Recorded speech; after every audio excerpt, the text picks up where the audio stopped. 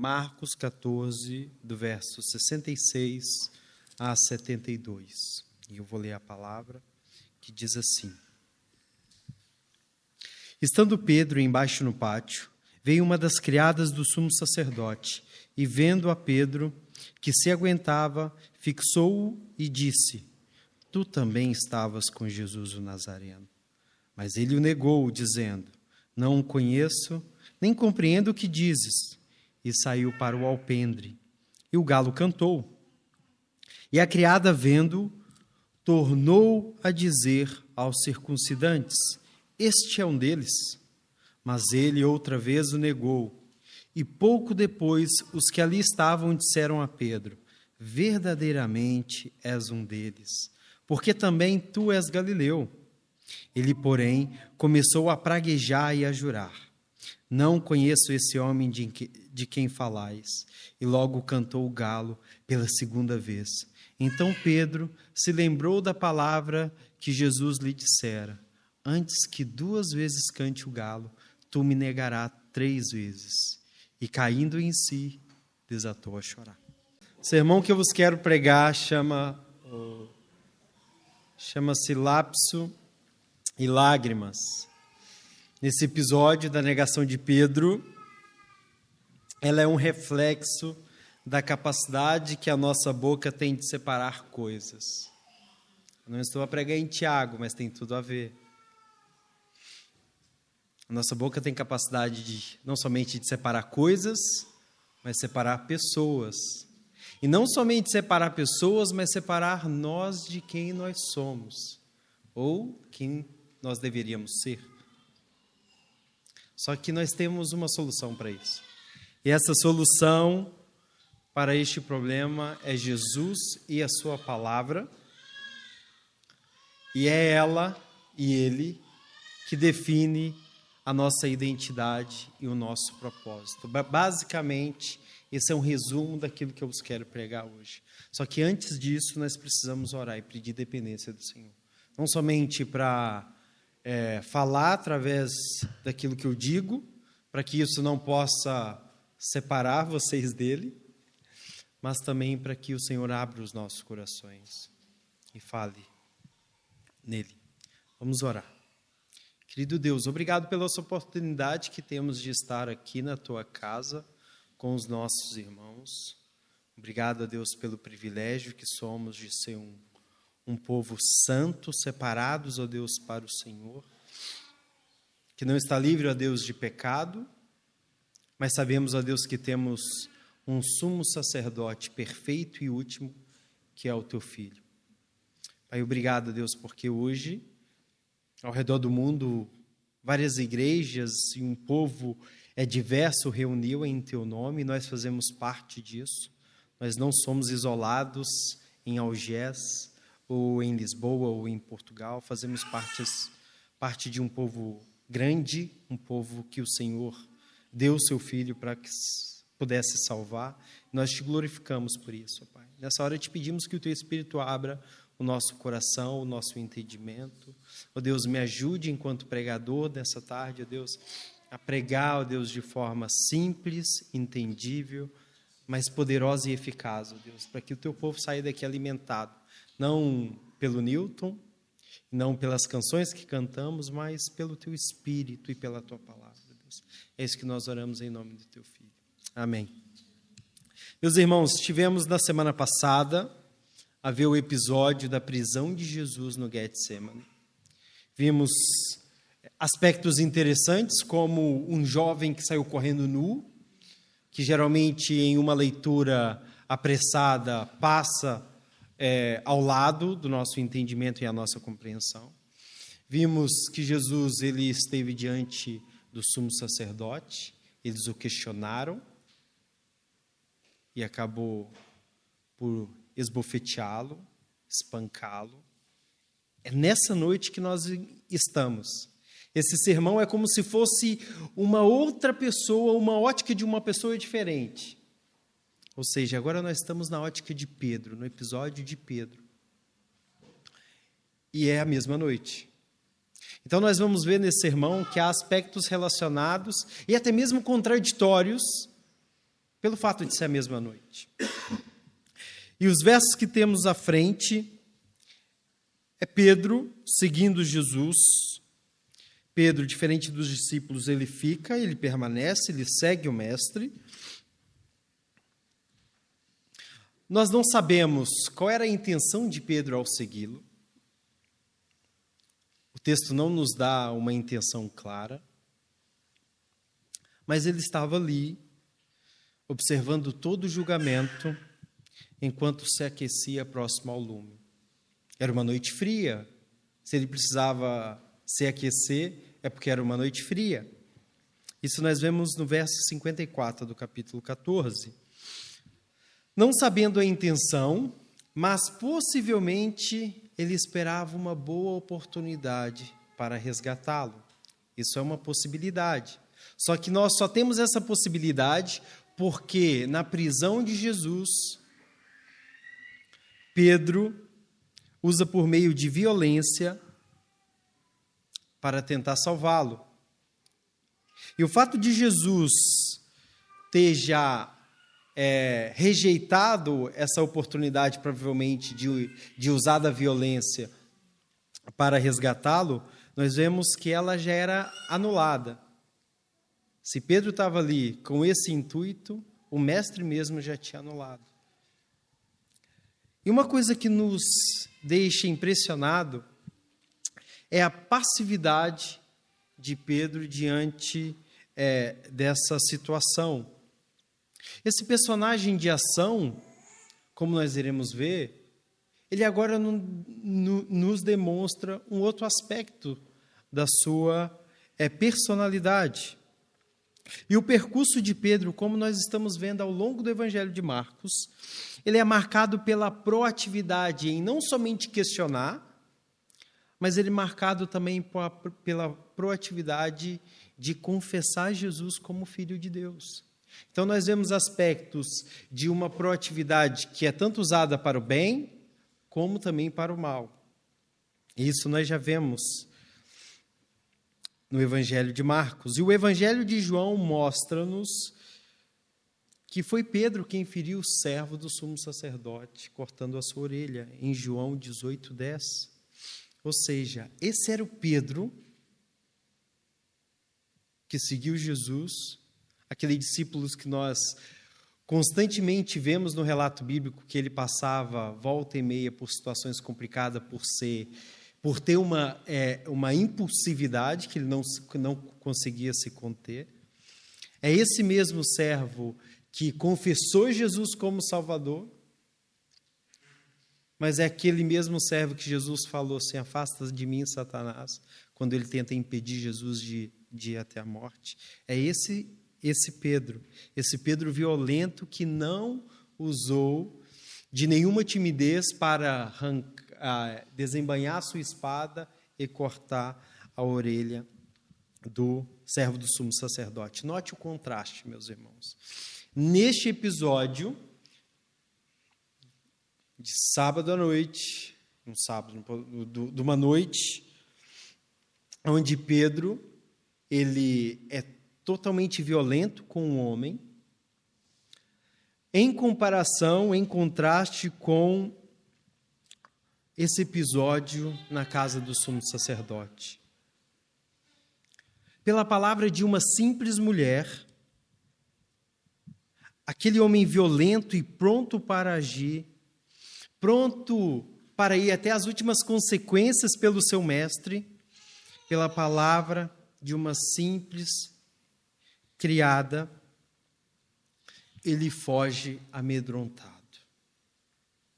Parece não ser a mesma pessoa, meus irmãos. Parece não ser a mesma pessoa. Quando eu estava preparado para esse sermão, eu olhei para esse texto e falei assim: cara, não é a mesma pessoa. E quando a gente tem um conhecimento bíblico maior, quando a gente vê toda a história de Pedro, a gente vê, parece que não é a mesma pessoa. Meus irmãos, a autossuficiência, ela não é suficiente. Pedro confiava na sua força e impulsividade, mas ele falhou quando confrontado com a realidade do seu medo.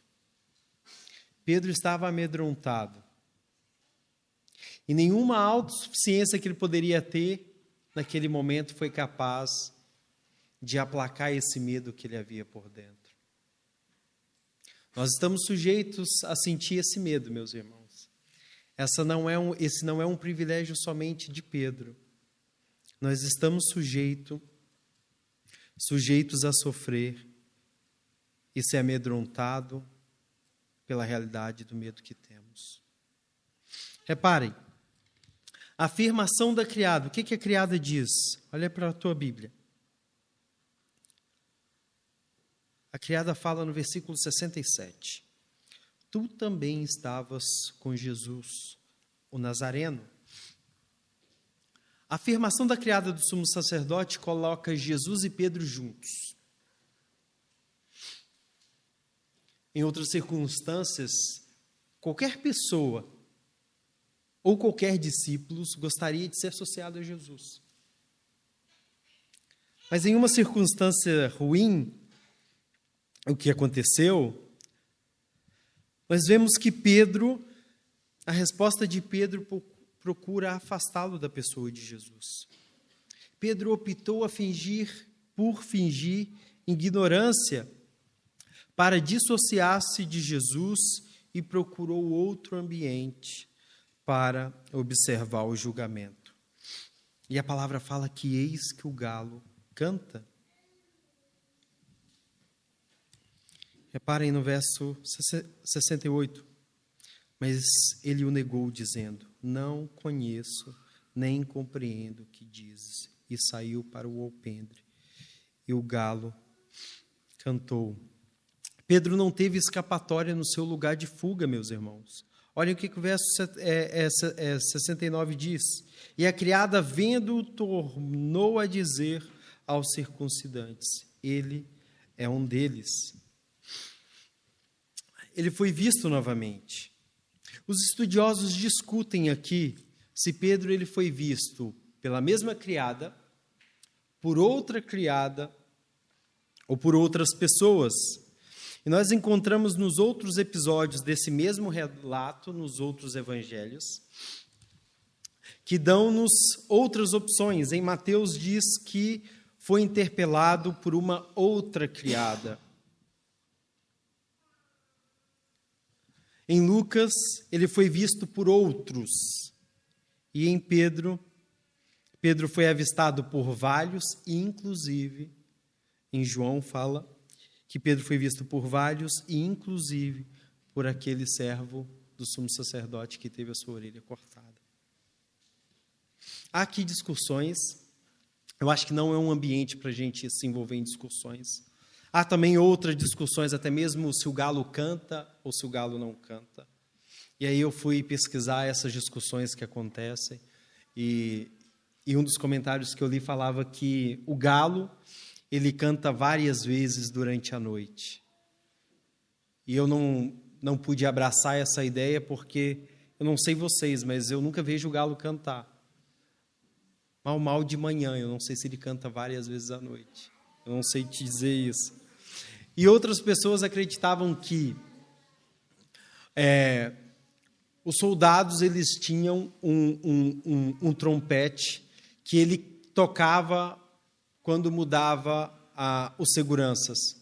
E esse trompete tinha um som parecido, e eles falavam que era semelhante ao cantar do galo. Então, tem essas discussões que esses textos trazem. Mas uma coisa que nós podemos ter a certeza é de que Pedro tentou fugir e negar Cristo, mas ele foi identificado em todos os momentos. Ele não foi só identificado pela sua por ter pessoas ali que o conhecia, mas também foi identificado por ele ser galileu também.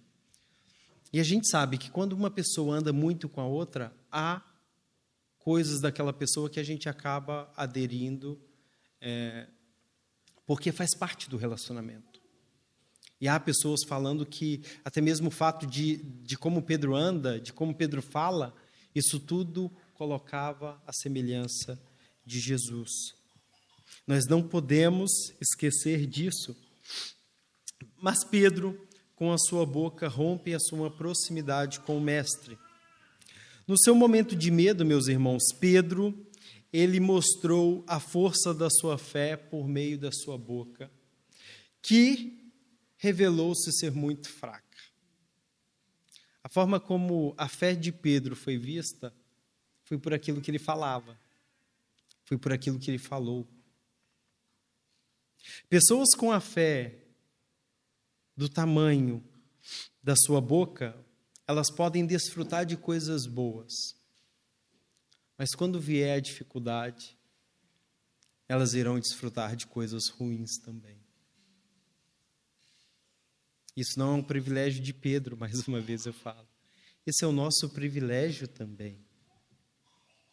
Quando nós dizemos muito e não vivemos nada, significa que a nossa fé é do tamanho da nossa boca.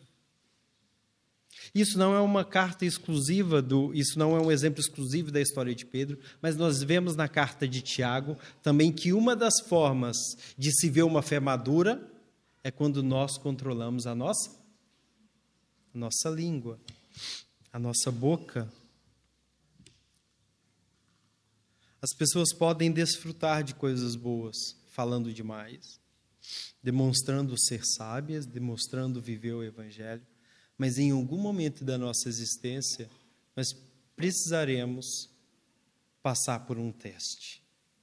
Nós veremos que esse é o teste de Pedro, esse é o verdadeiro teste de Pedro. E no verso 71, coloquem os vossos olhos. Olha como Pedro nega. No verso 71, Pedro nega sua proximidade com duas palavras: praguejar e jurar. Dois verbos.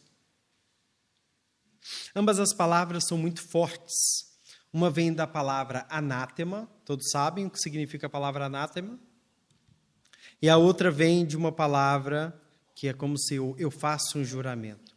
Para um judeu, meus irmãos, amaldiçoar poderia ser considerado um ato grave que afrontava a santidade de Deus,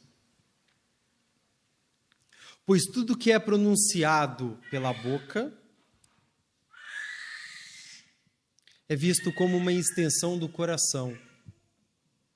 Ou seja, para um judeu, aquilo que a boca dizia é aquilo que o coração estava cheio. Nós temos um versículo bíblico para isso. O coração, a boca fala aquilo que o coração está cheio. Notem a gravidade daquilo que Pedro faz. Amaldiçoar não era apenas uma questão de uma linguagem rude. Era visto como algo que cortava laços espirituais. E para um judeu amaldiçoar, para negar associação a uma pessoa, principalmente o Messias, era um ato de ruptura extrema. Não somente com a fé, mas também com a sua comunidade local. Ou seja, Pedro, ao amaldiçoar, ele está rompendo os seus laços da sua fé e também com a sua comunidade. E a palavra jurar? Jurar era extremamente sério porque estava associado a invocar o nome de Deus. E Pedro jura em quê? Em falso, porque ele conhecia quem Jesus era. Pedro está a cometer um ato gravíssimo para um judeu. Dito isso, nós percebemos que a tentativa de separação, ou a separação que ele tinha com Jesus, essa tentativa foi até as últimas consequências. Ele já não tinha mais o que perder, porque ele fazendo isso, já estava perdendo tudo. O desespero em se livrar da boca que o acusa faz com que a mesma boca que glorifica a Deus, como ele glorificou a Deus no capítulo 8, 29, também ele amaldiçoa. A mesma boca que uma vez glorificou, é aquela boca que estava amaldiçoando. Ele não estava amaldiçoando a Jesus, mas ele estava amaldiçoando a si próprio. Todos nós somos tentados a usar a nossa boca para esses dois fins. A gente pode estar aqui na igreja de Algés, glorificando a Deus, e ao descer aquela rampa, em uma fechada que nós levamos com o carro, nós amaldiçoamos o próximo. O pecado de Pedro é muito semelhante aos nossos pecados. Nós precisamos tratar isso. Não há uma pessoa que esteja livre desse mal. O exemplo de Pedro recorda-nos como somos estáveis e passíveis à queda. Basta o inimigo querer que nós caímos, meus irmãos. E nós não caímos porque tem o Senhor a nos sustentar. Mas todos nós somos instáveis, nós uma hora glorificamos e outra hora nós amaldiçoamos as pessoas a quem amamos, as pessoas a quem nós não temos nada a ver. Nós somos pessoas instáveis e nós precisamos do Senhor para que Ele nos ajude. Certamente nunca cessaremos de cair se não for o Senhor a nos ajudar, a estender a sua mão em nos sustentar. E a carta de Tiago, nós vemos como o perigo da língua, da boca desenfreada, ela é capaz de causar destruições. Nós precisamos trazer isso à nossa memória. Esse sermão, ele tem como objetivo em cumprir o papel para qual ele foi escrito.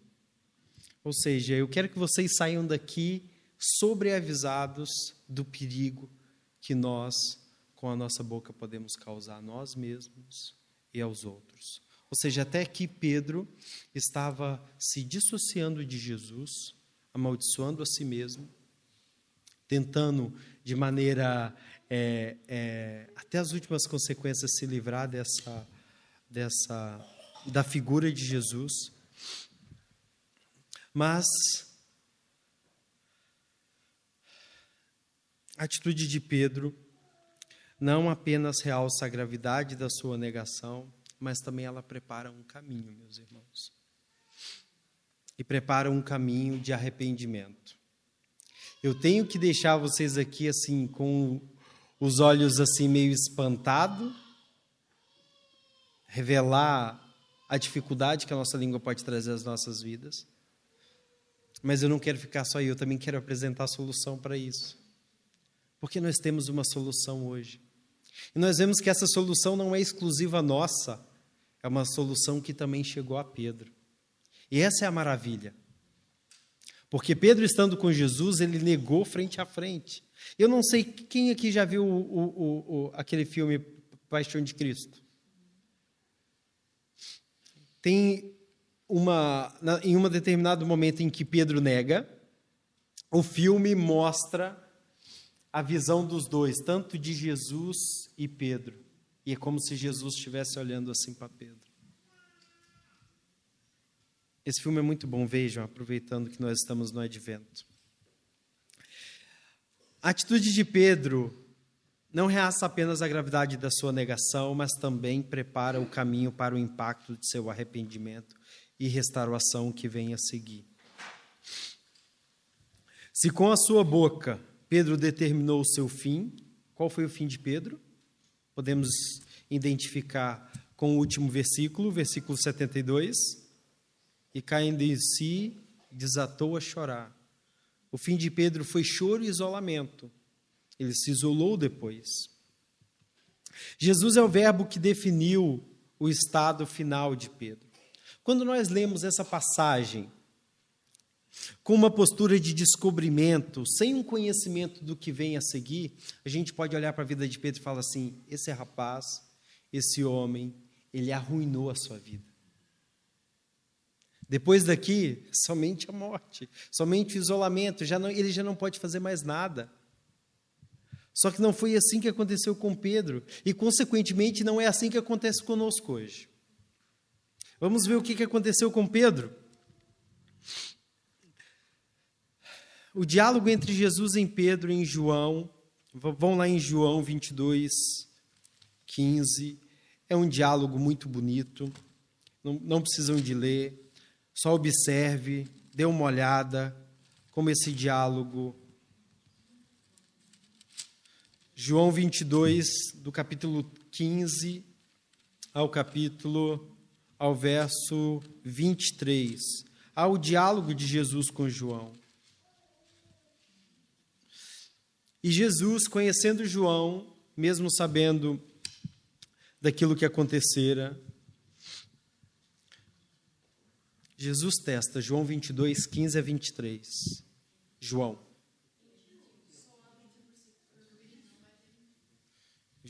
21, isso, João 21, eu escrevi errado, 21, 15 ao 23. Esse diálogo mostra-nos que Jesus viu naquele homem que o negara uma restauração. E neste sentido, Jesus determina o fim de Pedro. Não somente predizendo a sua morte, porque esses versículos Jesus fala como Pedro iria morrer, mas também entregando-lhe um propósito. O homem que o negara, o homem que à primeira vista pode parecer que perdeu a sua vida, que já não há mais restauração para ele. Esse homem, nesse diálogo com Jesus, Jesus entrega o seu final e entrega-lhe um propósito. E o propósito é...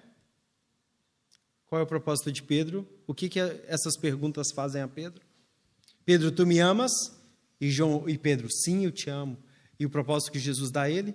Apacenta as minhas ovelhas. Esse homem que o negara agora é incumbido de apacentar as ovelhas do próprio mestre. Esta foi a restauração de Pedro.